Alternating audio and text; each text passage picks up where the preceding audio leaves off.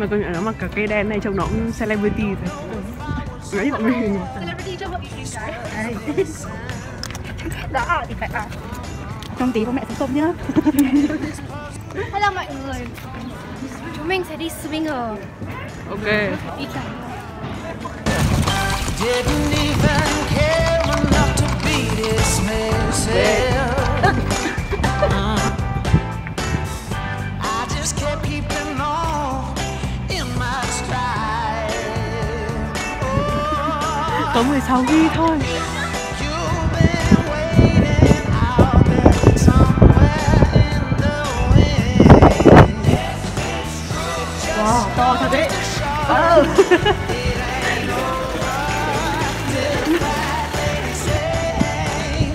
Better late than never for us to come around. Better late than never for all that was lost once again be found. Quan trọng gì đâu. Hello. Trong video lần trước thì có thể nhiều bạn cũng để ý là mình có nói về việc mình nhận thêm 1, 2 hoặc 3 công việc gì đấy. Nhưng mà mình chưa nói rõ đấy là thể loại công việc gì. Thì trong video này mình sẽ nói thêm về những công việc mà mình đã làm. Tất nhiên là sẽ không cụ thể nhiều cho lắm. Thế nhưng mà mục đích của mình chỉ là giúp cho các bạn luyện cho tai nghe quen về tiếng Đức, về chủ đề kiểu nó mang hơi hướng Alltag một tí. Thế nhưng mà mình cũng sẽ đá thêm những cái từ vựng về chủ đề kiểu Arbeit hay là Lebensweise, lifestyle các thứ vào nữa. Thế thôi, chúc các bạn nghe chuyện về cuộc đời không liên quan gì đấy của mình vui vẻ. Hallo Hallöchen. Entschuldige euch bitte diese No-Make-up Appearance, aber es ist ziemlich früh und ich habe jetzt keine Lust, mich zu schminken und es ist außerdem auch nicht so gesund für meine Haut, also bitte ignoriert diese schöne rote Flecken auf meinem Gesicht. Aber zurück zu dieser Geschichte. Ich erzähle euch kurz heute über meinen Juli. Viele von euch haben sicherlich bemerkt, dass ich in dem letzten Monat fast ganz verschwunden habe. Aus dem Internet oder wenigstens aus meinem YouTube-Kanal. Diejenigen, die mir auf Instagram folgen, haben vielleicht mehr oder weniger gesehen, was ich so gemacht habe durch die Stories, die ich auf Instagram gepostet habe, aber naja, so viel habe ich auch nicht gepostet und wenn ich es tue, dann geht es meistens um die Landschaft oder um die Musik, die ich höre oder also etwas ganz random. Also war es euch auch nicht wirklich klar, was in meinem Leben so geschieht sind. Aber so viel für die Einführung bitte. Okay, im Kurzen und Ganzen, ich hatte im Juli viel zu tun, nämlich 2 Freelance-Jobs, also hauptsächlich 2. Es gab manchmal auch 3, aber es war nicht die ganze Zeit so. Okay. Ihr kennt sicherlich, was ein Freelancer ist oder was er macht. Er arbeitet von zu Hause aus. Das ist eine ziemlich gute Arbeitsbedingung in dieser Zeit der Corona-Pandemie, denn als Student, wie ich bin, kriegt man meistens nur einen Job als Kellner oder als Verkäufer in den Supermärkten. Und diese Jobs verlangen viele physikalische Kontakte mit den Kunden. Na klar, das ist auch zufälligerweise auch das, was man möglichst vermeiden soll oder muss, abhängig davon, was deine örtliche Regierung dir erzählt. Ja, also am Anfang wollte ich einfach etwas suchen, was anderes ist als das, was ich normalerweise tagsüber gemacht habe, nämlich lernen, naja, konkreter gesagt, nachholen, was ich in der Zeit in Vietnam, naja, verpasst habe. Und dann irgendwie ist eine Chance zu mir gekommen und danach eine andere.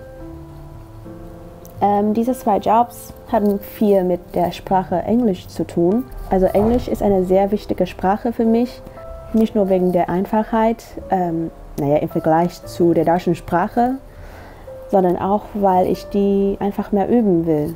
Also ich habe ziemlich früh mit Englisch angefangen und wenn ich hier in Deutschland bin, habe ich fast keine Chance, mein akademisches Englisch zu benutzen. Und dann habe ich diese 2 Jobangebote angenommen. Diese 2 Jobs samt des Lernens haben freundlicherweise fast alle meine Zeiten im Juli weggenommen. Und ich muss zugestehen, dass manchmal ich so in der Arbeit eingearbeitet wurde oder war, dass ich mich nicht mehr um das Lernen gekümmert habe. Ich habe nämlich gedacht, 25 Vorlesungen schaffe ich locker eine Woche vor der Prüfung. Aber nee, das geht ja gar nicht, das ist gar nicht so realistisch, zumindest für mich. Naja, zum Glück hatte ich immer noch ein bisschen Denkfähigkeiten beibehalten. Und Mitte Juli habe ich mit einem Freelance-Job temporär aufgehört. Mit dem anderen konnte ich nämlich nicht, weil ich schon den Arbeitsvertrag unterschrieben habe. Aber mit den Deadlines konnte ich wenigstens ein bisschen verhandeln. Also ich konnte die Deadlines nach hinten schieben, bis ich mit der Prüfung fertig war. Also dann blieben mir nur noch für die Prüfung zu lernen und ein Freelance-Job. Klingt viel entspannter, oder? Nee. Es war immer noch anspruchsvoll. Mein Studiengang hat mit Sozialwissenschaften zu tun, also es geht viel um Theorien und Auswendiglernen auch. Sogar die großen Studien und die bedeutenden Forscher in meinem Feld muss man auch kennen und sogar die Pflichtliteraturen muss man auch schon gelesen haben und einigermaßen die wichtigsten Stichpunkte können. Das ist in der Praxis gar nicht so realisierbar. Wer liest denn bitte schön die Pflichtliteraturen? Ich nicht. Nee, schon, aber nur in den letzten Tagen vor der Prüfung.